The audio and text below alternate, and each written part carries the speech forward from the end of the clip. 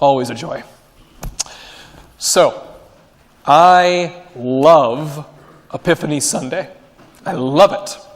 Mostly because I have always loved the three kings, or the three wise men. And traditionally, there are three wise men because there were three gifts. That's easy to remember. It's easy for us to keep it in our heads, 3 and 3.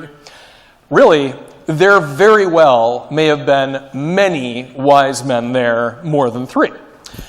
And in terms of the story, the wise men represent something more than themselves, beyond the historical event. The wise men are representatives of everyone who is seeking truth in good faith. So, understanding that, G.K. Chesterton said that if that's true, you can take any wise person in history and you can substitute them for the original 3 in the gospel, and you won't lose any meaning from the story. So he goes about that. He picks 3 people he considered non-Christian philosophers. He went with Plato, Buddha, and Confucius. And he said, if these 3 guys were the wise men in Bethlehem, they would have realized that their truths, respectively Platonism, Buddhism, Confucianism, their truths were still true, but even more true in the person of Jesus. They are the ones that discover ultimate truth in the baby Jesus. And they realize that the beauty of truth goes far deeper and farther than they can scarcely imagine. That is what I'd like for us to do today, albeit with 3 people who are, modern figures of our own time.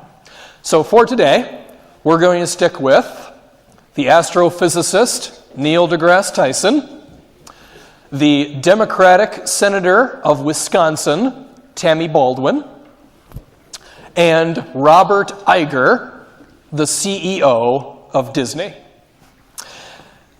There is reason to at least partially respect all 3 of these people. All right? These 3 people are not slobbering monster people, and they're probably not very close to sainthood either. They're somewhere in the middle. Let's start with the easy one, Robert Iger. As the CEO of Disney, he made approximately $50 million in 2015. And that was not the amount of money he brought into the company. That was his salary. That was his take-home pay. Now, as far as I can tell, Robert Iger is a good guy. He made his money fairly. He's not guilty of any crimes or anything like that, again, as far as I can tell. But come on, let's face it. There is no earthly reason why someone needs that much money as a singular person.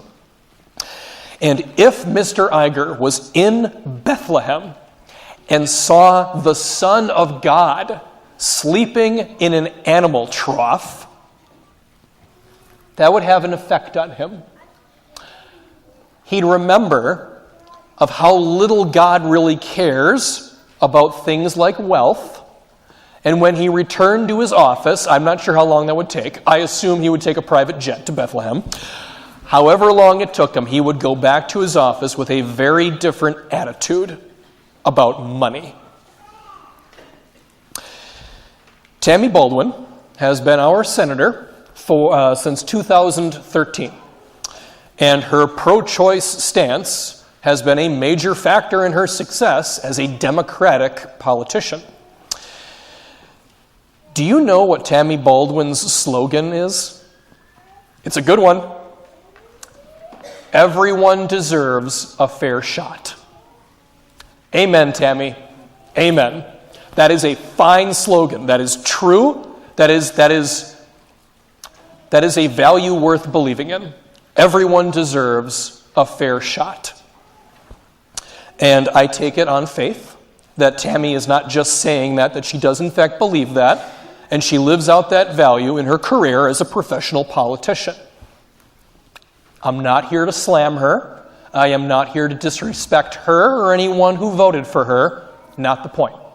I have not met her. I do not know her. I certainly don't know her story. I simply have the very firm belief that her pro-choice stance is misguided. I am sure she cares about motherhood and women in need and all those other buzz phrases we hear in the news. But at the end of the day, her political priorities do not result in everyone getting a fair shot. And I would like to believe that if Tammy Baldwin wound up in Bethlehem somehow and gazed upon the Lord of all things as a defenseless, harmless, powerless, weak baby in swaddling clothes, that something in her brain would click and she would realize the profound preciousness that is the beginning of life. And that brings me to my old buddy, Neil deGrasse Tyson. I have talked about him in the past. He is an interesting guy. I like him sometimes. I would not want to sit next to him in a movie theater, especially during Star Wars. He's the kind of scientist that complains that BB-8 is unrealistic, and the Death Star is unrealistic, and everything else is unrealistic in Star Wars. I feel like he doesn't know what movies are really all about. I just don't want to sit next to him. That's all I'm saying. Anyway, he's a cool guy. He has said some amazing things that I genuinely appreciate. He has got this tremendous joy about him when he talks about the unity and comprehensiveness of the universe. I mean, he is at his best when he's talking like that. It's amazing. I love it. But he's had other talks where he has expressed his belief that there is no meaning to the universe, let alone any meaning to life. And I was infuriated to hear that. And by the way, just for the record, his argument was not philosophically sound. It was a poor argument. And there are several counter-arguments you could very clearly make without even adding faith into the equation. It was disappointing, to say the least.